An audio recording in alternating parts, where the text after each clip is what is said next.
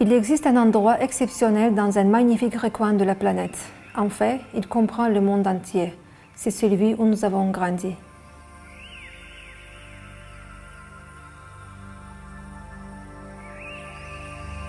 Vous courez dans la cour, tapant dans la balle avec d'autres enfants, sans vous soucier de leur nationalité. Vous assistez au mariage des uns et des autres, en dansant avec un train sur 740 et Terekeme. Matzah et Paklava coexistent sur vos tables de fête. Vous partagez à la fois les bons et les mauvais moments. C'est beau, non? Est-ce le scénario d'un film utopique? Dans l'étrange société actuelle, amitié et solidarité authentique semblent rares.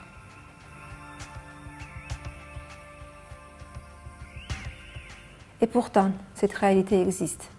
Elle est difficile à saisir, considérée comme l'exception plutôt que la règle. Une réalité où des personnes de diverses nationalités et confessions vivent dans une même famille, nombreuse et aimante. Le secret de cette vie réside dans l'incompréhensible parenté entre les races et les peuples. Ces mots ont été écrits par Kurban Said dans son roman Ali et Nino. Dans les conflits actuels, souvent cruels, ce secret même est caché dans mon pays, l'Azerbaïdjan. Si vous décrivez l'Azerbaïdjan à travers le prisme de la religion, alors vous n'y connaissez rien. Mais aujourd'hui, nous allons parler de l'héritage juif et du judaïsme au pays du feu.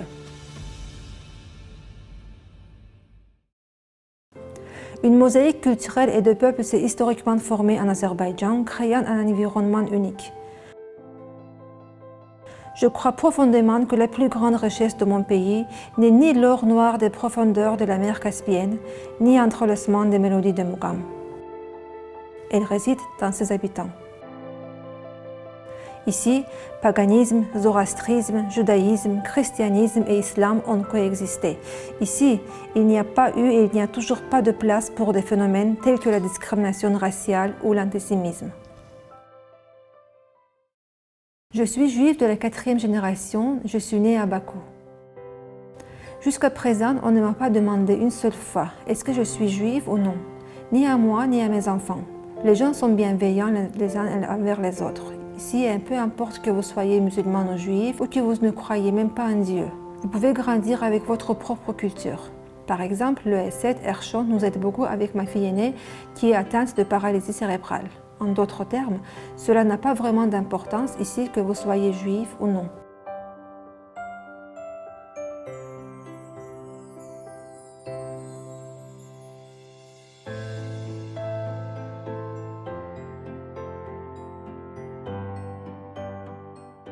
Cette histoire a commencé il y a longtemps.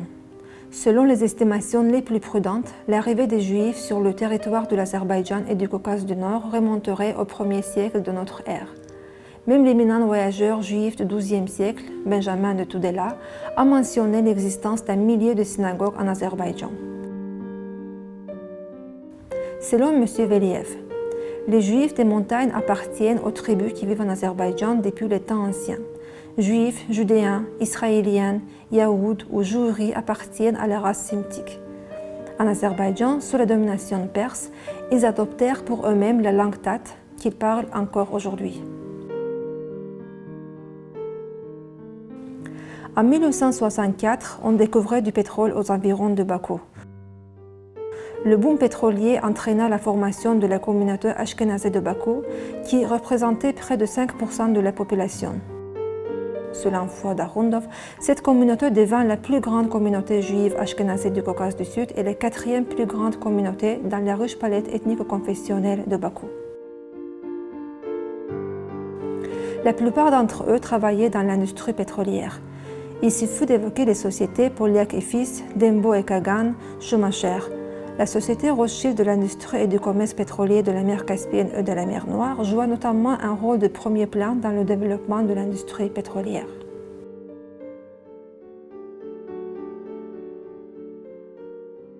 Par exemple, David Lvovitch Landau, le père de Lev Davidovitch Landau, prix Nobel de physique et responsable du programme atomique soviétique, était le directeur de la société pétrolière de Rothschild.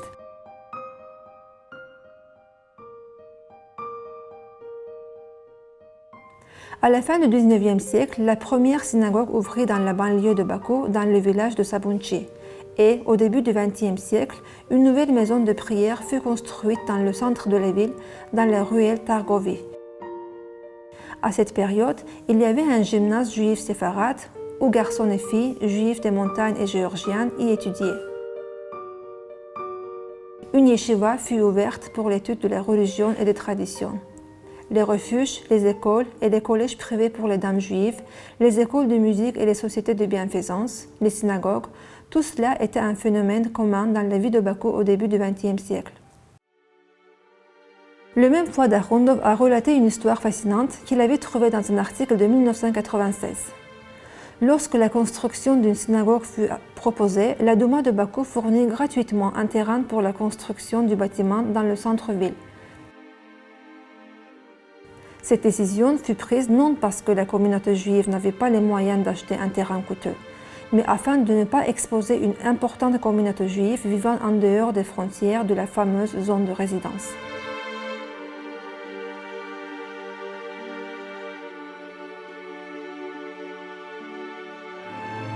De talentueux juristes, scientifiques, ingénieurs, médecins, enseignants et musiciens d'origine juive ont contribué à la vie scientifique et culturelle de l'Azerbaïdjan.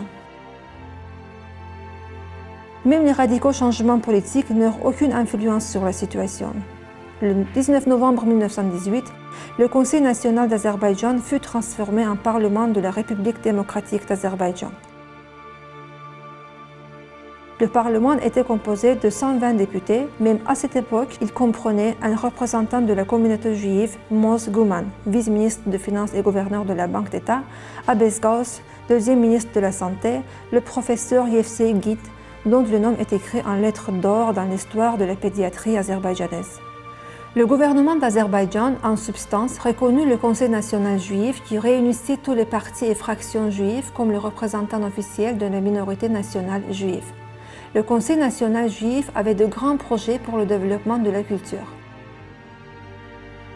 Cependant, l'établissement de la puissance soviétique réduit les activités du Conseil, lequel finalement fut entièrement abandonné. Les Juifs d'Azerbaïdjan ont combattu activement le fascisme. Nombreux ont héroïquement combattu dans les rangs de la 416e division de la garde de Taganrog. Des Juifs furent capturés aux côtés des Azerbaïdjanais et restèrent soudés et solidaires. Il n'existe aucun cas enregistré d'Azerbaïdjanais trahissant leurs compatriotes juifs devant l'ennemi. Vannikov était originaire de Bakou, 3 fois héros du travail socialiste, commissaire du peuple des munitions de l'URSS. Les héros de l'Union soviétique, Shakhnovitch, Levin, Manevitch et d'autres vivaient également à Bakou.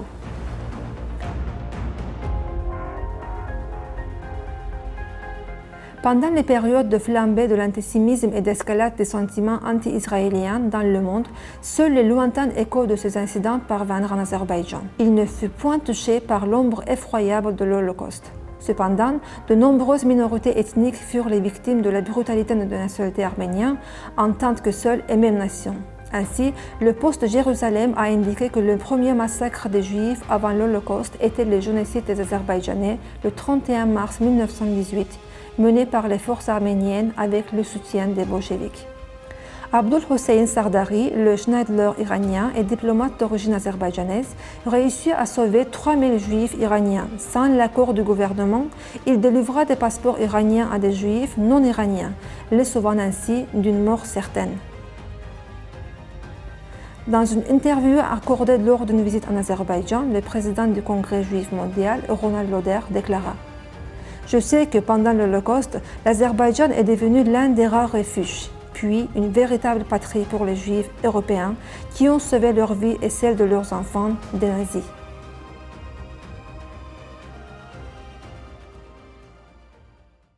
Yakov Iosovitch Kelikis, artiste émérite de la RSS d'Azerbaïdjan, érigea un monument au satiriste Mirza Alekber Sabir. Pinkos Vladimirovitch Sapsei fut attiré par l'amour à Bakou depuis Odessa.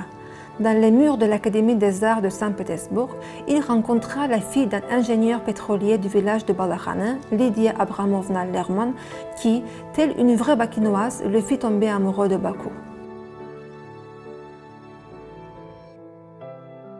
C'est ici qu'il a créé des œuvres, telles que les monuments à Mirza Fatali Arondov, un buste de Samad Vurgun dans la maison du poète. La plus ambitieuse de ses œuvres fut le grandiose monument à Kirov, qui fut moulé dans l'église évangélique luthérienne de Bakou. Iya Eisberg enseigna aux célèbres compositeurs Tofik Guliev et Zakir Bagirov. Schwartz enseigna à Gambar Husseinov, l'auteur de la célèbre chanson pour enfants « Mes petits poussins ».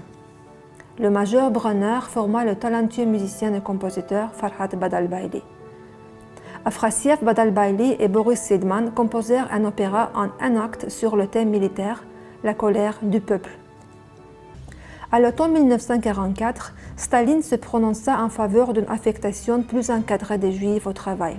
Cependant, malgré cela, les Juifs d'Azerbaïdjan continuèrent à occuper des positions puissantes dans l'industrie manufacturière, l'éducation publique, la jurisprudence, l'art et la littérature. Les Juifs occupèrent des positions particulièrement importantes dans le journalisme et la presse. Pendant de nombreuses années, le directeur de l'agence télégraphique d'État d'Azerbaïdjan, aujourd'hui Azertaj, était Efim Gurvish. Malgré la politique antisémite du Kremlin, une synagogue des Juifs des montagnes fut ouverte à Bakou en 1945, suivie de l'ouverture d'une synagogue ashkénazée géorgienne en 1946. Chaque année, pour la fête de Pessah, une place d'atelier spéciale dans l'une des usines de fabrication de pain était allouée à la cuisson de la matzah. En 1990, à l'initiative de Chaikin, éminent avocat et président de la communauté des Juifs d'Europe, la Société d'amitié Azerbaïdjan-Israël fut fondée. La crème de l'intelligentsia azerbaïdjanaise faisait partie de son conseil d'administration. L'orientaliste, académicien et héros de l'Union soviétique Zia Bunyadov, le compositeur Tofik Guliev, le sculpteur Omar Eldarov, l'artiste du peuple de l'URSS Muslim Magomayev et d'autres. En 1991, lorsque la République émergente déclarait son indépendance et attendait le soutien international, Israël devint le deuxième État à reconnaître le nouveau pays.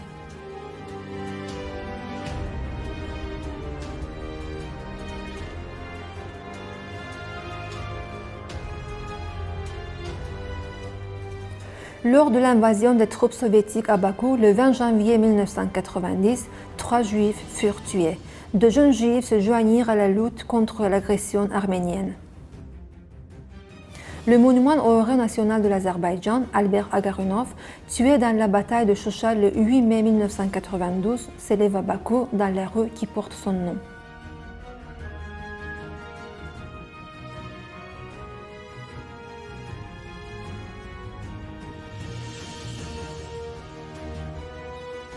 Agarunov était un héros national de l'Azerbaïdjan, un participant de la première guerre du Karabakh et un commandant de char que tout le monde, jeune et vieux, connaît. Il avait décidé de défendre volontairement sa patrie car comment pourrait-il en être autrement? Sa capacité à détruire 2 chars en un seul tir était surnommée « sandwich juif ». Lors de ses funérailles, à la demande de sa famille, le rabbin et le mollah lurent tous les deux les prières. Daniel Zarbaïlov, David Sadiev et Omar Mirzakhanov. Tels sont les noms des nouveaux héros inscrits dans l'histoire glorieuse de la deuxième guerre de libération du Karabakh.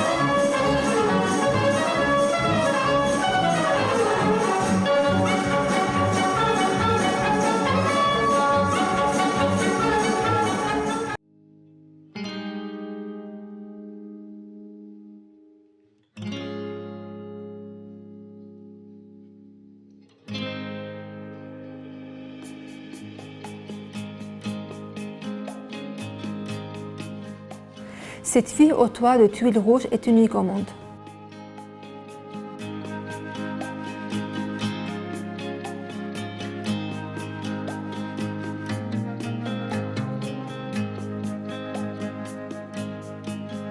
La Jérusalem du Caucase de la diaspora moderne est la seule colonie juive authentique en dehors d'Israël et des États-Unis et la dernière ville juive au monde.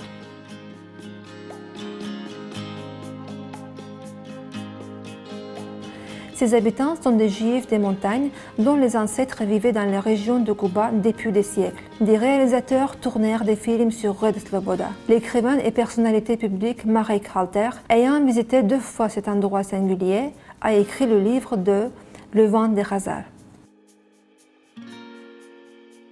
Au début du XVIIIe siècle, sur la rive gauche de la rivière Koudial, se trouvait une colonie des Juifs des montagnes de Kulgat. Elle fut rasée lors des incursions du Shah. Dans le deuxième quart du XVIIIe siècle, le Khanat était dirigé par Hussein Ali Khan. Sa résidence se trouvait initialement à Khoudat, puis la capitale fut déplacée à Gouba. Hussein Ali Khan convoqua des marchands, des artisans et des experts miniers sur ces terres pour renforcer son État. Il y avait beaucoup de Juifs parmi les migrants qui, avec les habitants de Kulgat détruits, fondèrent une nouvelle colonie, connue plus tard sous le nom de la Sloboda Rouge.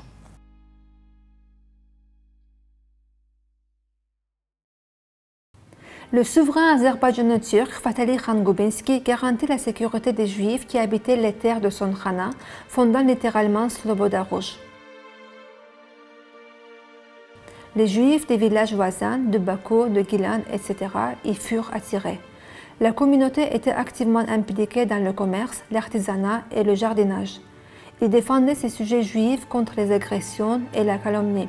Il n'est pas étonnant que la rue centrale de Red Sloboda porte le nom de Fatali Khan en mémoire de ce souverain d'exception et juste. La population de Sloboda augmentait de façon constante. En 1856, elle comptait 3000 habitants. Pour atteindre 5120 en 1873, 6280 en 1886 et 8400 en 1916.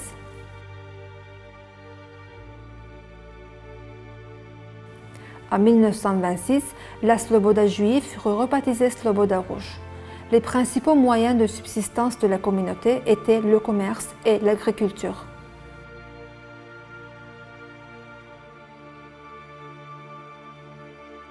Il y avait 11 synagogues à Sloboda, construites au XIXe siècle grâce aux dons des Juifs des montagnes. La synagogue à Sidom fut construite en 1990 et devint un centre d'éducation religieuse. Aujourd'hui, de nouveaux bâtiments sont en cours de construction dans la Sloboda Rouge. Les enfants étudient dans 3 écoles juives, dont l'une est située à Gouba.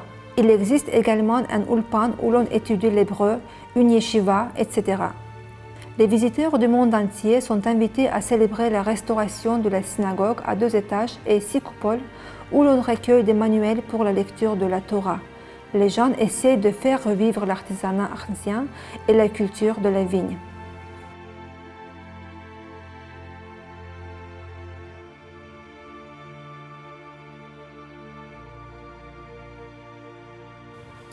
Le tout premier musée de l'histoire et de la culture des Juifs des montagnes à Sloboda Rouge atteint son ouverture.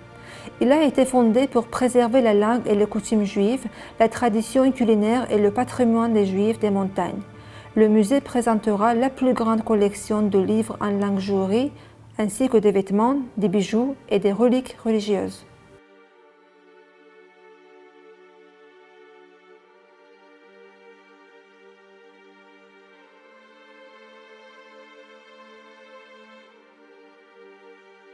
Dans le monde moderne, il est naturel de parler de partenariat, de coopération et d'intérêt mutuel.